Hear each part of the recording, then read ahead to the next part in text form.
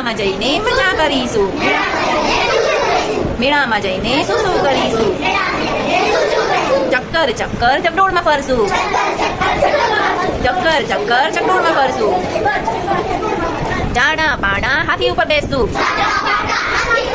જાડા પાડા હાથી ઉપર બેસશું ચાલો જોવા જઈએ મેળો મેળામાં જઈને શું ખાશું મેળામાં જઈને શું ખાશું તીખી તીખી ભેળ ખાશું તીખી તીખી ભેળ ખાશું